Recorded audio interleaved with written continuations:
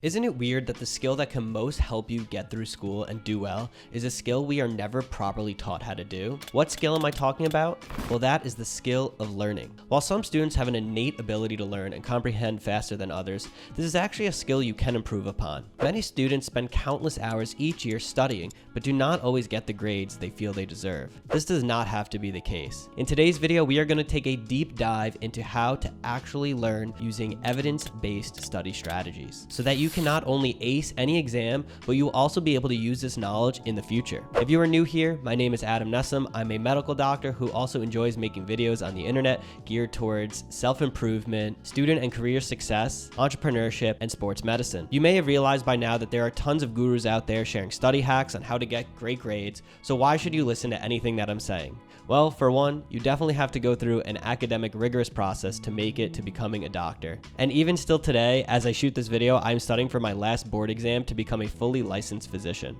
The learning process truly never ends. However, just doing well doesn't mean you know how to help others do well. What I will talk to you about today is also from years of experience as a teacher and founder of the academic consulting company, the Premed Students, where we have helped thousands of students improve their grades using evidence-based study techniques. I will also try to make sure everything I discuss has supporting literature, and will leave the links in the description below. Before we get into the exact study strategies that I recommend you use, which will be a combination of a few different evidence-based techniques, it is important to understand all the common different study strategies that exist. One of the most basic study strategies that actually most students use is simply reading, rereading, highlighting through textbooks, and taking notes. While it may seem intuitive to simply read the material multiple times to help commit it to memory, research has shown that this strategy is not as effective as other methods such as self-testing or elaborative studying. A study published in the Journal of Science compared the effects of these different study strategies on learning and found that retrieval practice such as self-testing was more effective at producing learning than elaborative studying with concept mapping or rereading the material. Think about it. How often have you read through material a second time or even the third, realizing you do not have such a greater understanding of that material than when you first started? This is because reading or listening to a lecture is exposure to the material, which is only the first phase of learning. While you may make small improvements by rereading a chapter in a textbook, there are far more effective methods of studying to make more substantial gains. Another commonly used but ineffective study strategy is highlighting or underlining text. A study published in the British Journal of Educational Psychology compared the effectiveness of different study strategies, including highlighting, and found that it did not significantly improve learning or retention compared to other strategies such as summarizing or reviewing the material. One of the tests that I help students study for is the Medical College Admissions Test, the MCAT.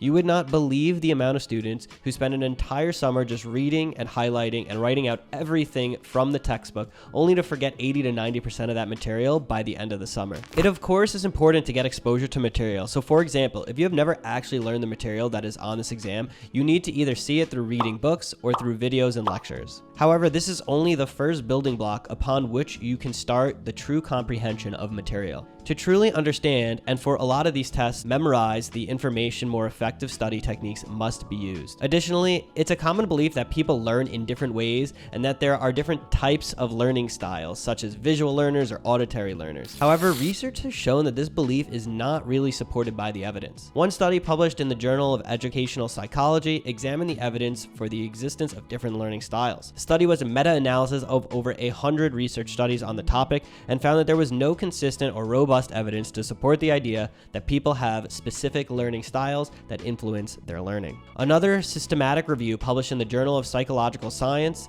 in the public interest reviewed the research on learning styles and found that there was no evidence to support the use of learning style assessments or the use of teaching methods tailored to specific learning styles. So why do people continue to believe in different learning styles? Well, one reason may be that people often attribute their success and failures to factors such as their learning style rather than to more important factors such as effort, motivation, self-discipline, quality of the learning materials, and most importantly, their study strategies. A common excuse I hear by students is that the teacher just did not teach to my specific learning style. Although I do sympathize that not all teachers are created equal and some are going to explain material much better than others, you should not let this be an excuse for you not achieving high scores. Especially when a class is graded on a curve, there will inevitably be students that do better than others, and why not set the goal that that student is going to be you? Now, I'm not saying that it is fair there if you don't have a good professor. However, a lot of learning actually comes from self-studying and not just exposure to the material and lecture, as we previously stated. Therefore, it is possible to take it upon yourself, self-study, and still do well in your classes or on major exams.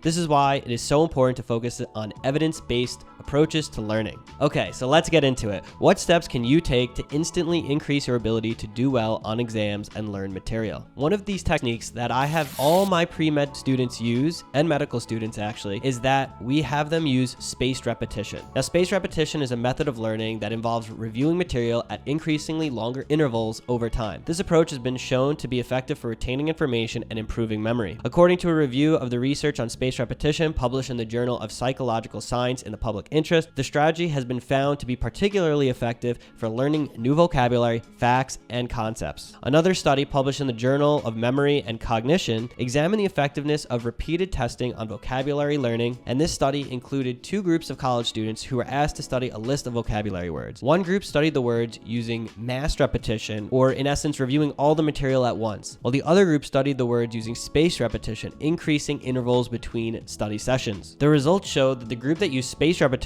performed significantly better on a vocabulary test than the group that used massed repetition. Another study published in the Journal of Applied Cognitive Psychology looked at the effects of study time and retrieval practice on retention. The study included college students who were asked to study a history lesson using either traditional methods or spaced repetition. The results showed that the group that used spaced repetition performed significantly better on a history exam than the group that studied using traditional methods. So how can you use spaced repetition to improve your own study habits? Well, one way is to use a tool such as Anki, a popular flashcard program that allows you to create cards with information on one side and quiz yourself on the other. Anki uses an algorithm to determine the optimal intervals for reviewing each card based on your performance. Another way to use spaced repetition is to create your own study schedule, incorporating longer and longer intervals between sessions as you progress. So for example, you might review material on day 1, again on day 3, and then one more on day 7. The research on spaced repetition shows that it is an effective strategy for retaining information and improving memory. Whether you use a tool like Anki, which I definitely recommend, or create your own study schedule, incorporating spaced repetition into your study routine can help you learn more effectively. This process of spaced repetition, especially when using flashcards, is highly linked to another evidence-based study technique known as active recall. Research has shown that actively recalling information is more effective for learning and retention compared to, again, simply rereading or reviewing the material. A study published in the Journal of Memory compared the effects of different study strategies on learning and found that retrieval practice such as self-testing or actively recalling information was more effective at producing learning than collaborative studying with concept mapping or rereading the material. Another study published in the Journal of Cognitive Psychology found that students who engage in retrieval practice, including active recall or self-testing, had better retention of the material compared to students who simply reread the material. So why is active recall so effective? One reason is that it helps to strengthen the connections in your memory, making the information more accessible and easier to retrieve in the future. When you actively recall information, you are exercising your memory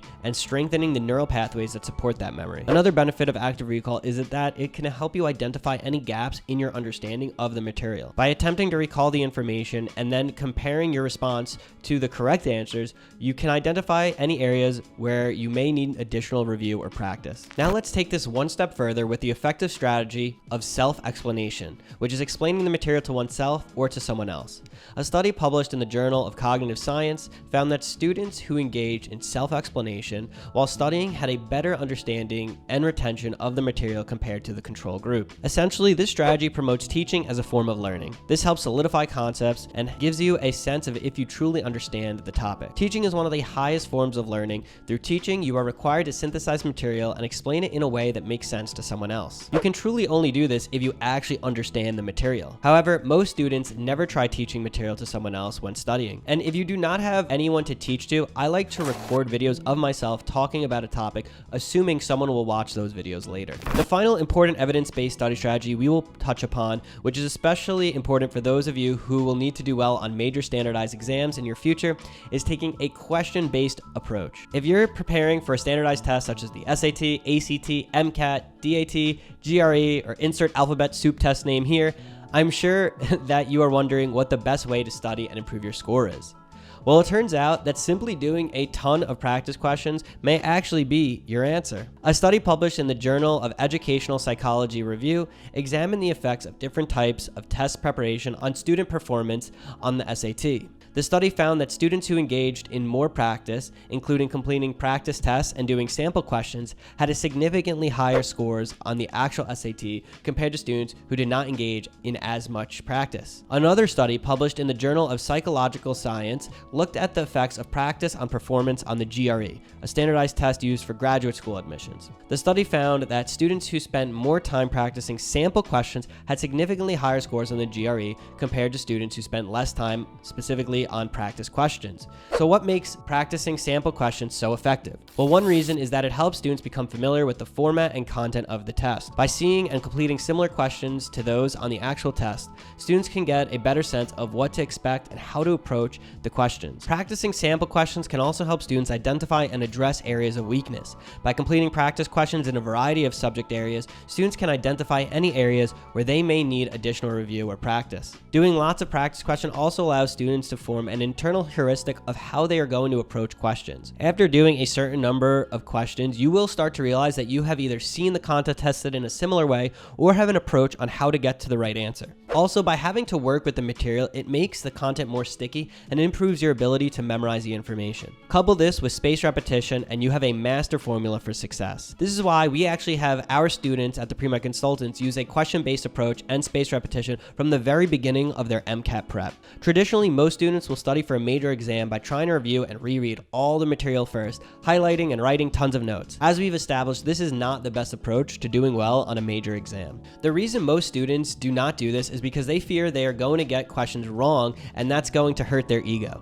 But I recommend as you start your studying, go in with the mindset that you expect to get horrible grades on your practice questions early on, and that every question you get wrong is just another learning opportunity and one more question that you're going to get right on the real exam. Now, this is contrary to most students who only use practice exams as simply an assessment tool to see how they are going to do on the real thing. This is why most students use the few practice exams they got for each class a couple days before the test. However, this only tells them what they're likely to score on test day. Rather, if they did that practice exam a few weeks out from the test, they will be able to identify their weaknesses and have a better idea on how they will be tested so they can tailor their studying to the exam. You can also always retake the practice test a few days before your exam, and if you're interested in this approach, I really recommend most students use their practice exams earlier on for studying for their general classes. The last point I will end with is no matter what study strategies you are using, your ability to actually focus for an extended period of time can make or break your ability to do well. Studies have shown that multitasking or trying to study while also engaging in other activities such as watching TV or checking social media can negatively impact learning and retention. A study published in the Proceedings of the National Academy of Sciences found that media multitaskers had more difficulty switching between tasks and had lower performance on task switching compared to non-multitaskers. While this may seem like an obvious conclusion, it does not deter people from trying to multitask. I know many people who like to flex about how great they are at multitasking, but in reality, almost no one is. Some strategies that I use to prevent me from being distracted include turning off my phone and leaving it in another room, also using apps like self-control to lock out any websites such as YouTube or Facebook that I might want to go onto, which will disrupt my periods of deep work. The reality is you need to set up your environment for success because otherwise it will be too hard to resist the urge of checking your phone or going on one of these apps, as they are designed to keep you on them for as long as possible by manipulating the reward pathways of the brain. But that may be a video for another time. In conclusion, learning and properly studying is a skill that can be improved upon. Many times, drastic improvements can be made as most students are not even scratching the surface with using evidence-based study strategies. If you couple taking a question-based approach with spaced repetition and active recall, as well as trying to teach material either to yourself or to others to assess your understanding, you will be light years ahead of your peers. I would love to hear your thoughts on if I missed any study strategies that you feel work for you, and if you feel you will try any of the ones I've mentioned in this video. Also, if you enjoyed these videos, I would love for you to subscribe, as this really helps the channel and allows us to put more time and attention into videos like these. See you in the next one.